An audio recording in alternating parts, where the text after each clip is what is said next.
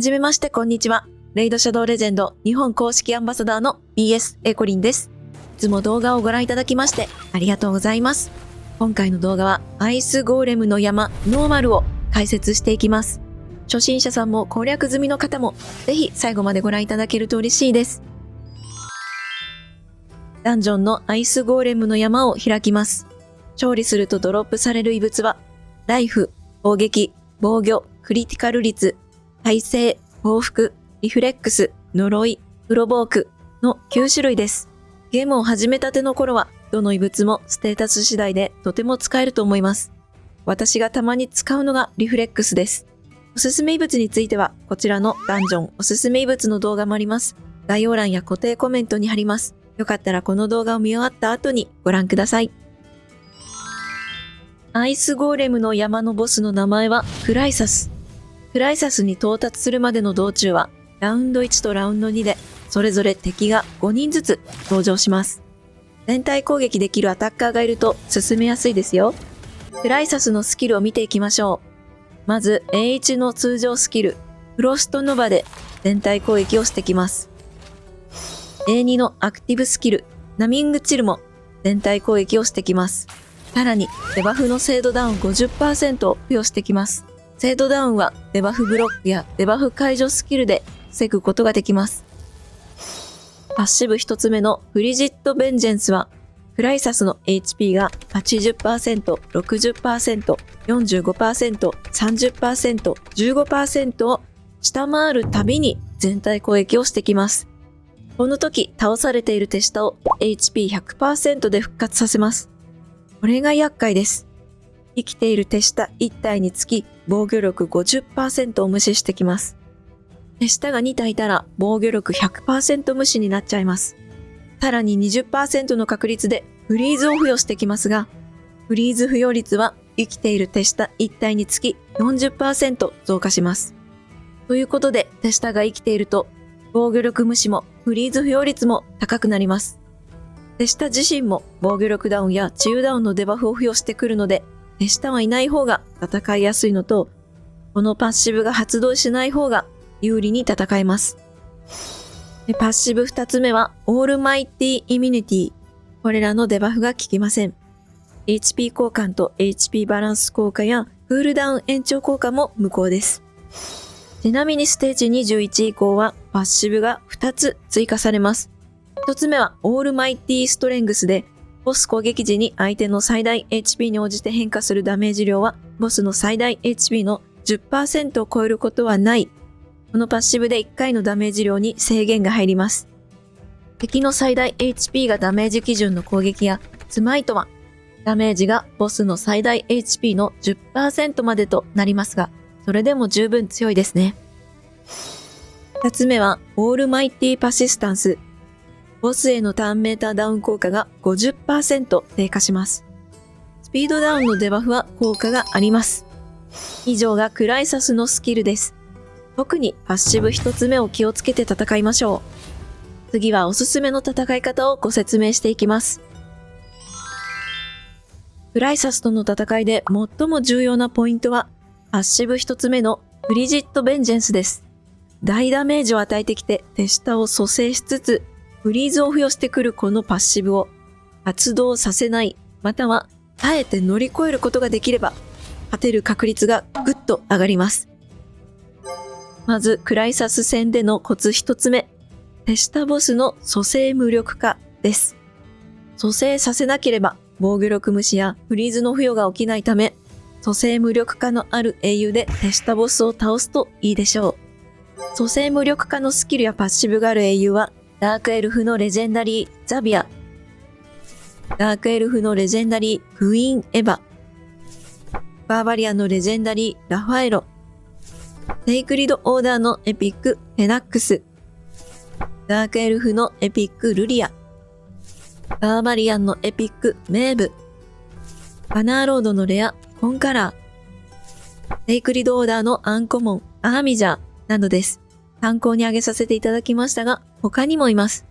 特殊なスキルの場合を除いて、手下を蘇生無力化のスキルで倒さなくては効果がないので、自動ではタイミングを測れないので、やや難しいです。ちなみに自動でも狙いたい英雄をタップするとターゲッティングができるのをさりげなくご紹介しておきます。ちなみに私は蘇生無力化を気にせずハードまでゴリ押しでクリアしてました。耐えられるパーティーなら時間はかかりますが安定して勝利することができます。ゴリ押しパーティーのおすすめはデバフの防御力ダウンや弱体化を付与したり、仲間全員にダメージブロックやシールのバフを付与したり、回復や蘇生でぐっと耐えます。耐えながらクライサスの HP をじわりじわりと削っていきましょう。クライサス戦でのコツ2つ目、毒と毒弱化です。クライサスの最も強力なパッシブは、クライサスの HP が 80%、60%、45%、30%、15% を下回るたびに、全体攻撃や手下を蘇生されるこのパッシブは、毒のダメージで下回った時には発動しません。デバフの毒をたくさんつければ、大ダメージを出す英雄がいなくても倒せます。デバフの毒弱化がついてると、よりダメージを出せます。クライサスの HP80、60、45、30、15% はだいたいこのあたりとします。毒で HP が削れてますね。今 HP80% を下回りましたが、毒によるダメージだったのでパッシブは発動してません。今も毒で 45% や 30% 以下まで一気に HP が減りました。それでもパッシブは発動してません。最後までパッシブは一度も発動しないまま倒せました。蘇生無力化がいなくても勝てましたね。毒が少ないと HP を減らすのに時間がかかりますが、多いとこうして一気に削ることができます。一緒に HP バーンも付与してしまうのもおすすめです。おすすめしたことを取り入れながら、エピック英雄のみでノーマルのステージ25に挑戦します。毒だらけパーティーにしてみました。1人目はフェナックス。蘇生無力化スキルの英雄がいなくても毒で倒せますが、一撃が強いので入れました。ついでに蘇生無力化も入ったらいいなという作戦です。装備はマーシレス6つをメインに、攻撃力と繰りダメを持って、秘伝はヘルムスマッシャーにしてます。2人目はジオマンサー。HP バーンもあるし、ダメージの跳ね返しもあって強いです。デーモンロード戦でも大活躍します。精度と倒されにくいように HP を持ってます。3人目はパラキン・ザ・ファット。毒と HP バーンを付与できて、連携攻撃もあって強いです。デバフ係として精度を持っています。4人目はアオックス。毒や攻撃力ダウンを付与できて、仲間の回復もしてくれます。毒のために精度を盛りつつ、リジェネレーション異物で倒されにくくしています。5人目はフローズンバンシー。毒と毒弱化を付与できます。デーモンロード戦でも大活躍します。精度はそこそこで倒されにくいように HP を持ってます。デーモンロード以外で使う時のためにもう少し精度を持っておきたいなと思いました。戦っていきます。毒や HP バーンなどで手下を一人一人倒していっています。敵にデバフは最大10個までしか付与できないので、毒がもう入らなくなっちゃってますね。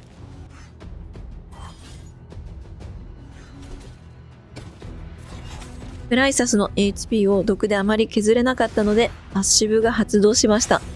ですが、手下にフェナックスの蘇生無力化が入っているので、手下が蘇生されずに済みましたね。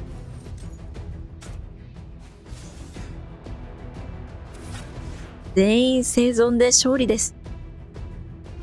こちらは別の戦いになりますが、アオックス以外がラウンド2の途中で倒されてしまいました。ところが、アオックスが一人でスキルとリジェネレーション異物で回復しつつ、ラウンド3の手下ボスとクライサスを毒でやっつけちゃいました。こうして戦ってると、毒ってすごく強いですね。この動画で紹介した英雄で挑戦してくださっても嬉しいですし、他にも優秀な英雄たくさんいるので、手持ちの英雄をチェックしてみてください。よかったら皆さんのおすすめ英雄やエピソードなどもコメントで教えていただけると嬉しいです。最後までご視聴ありがとうございました。チャンネル登録やグッドボタンお願いします。次回の動画やライブ配信も見に来ていただけると嬉しいです。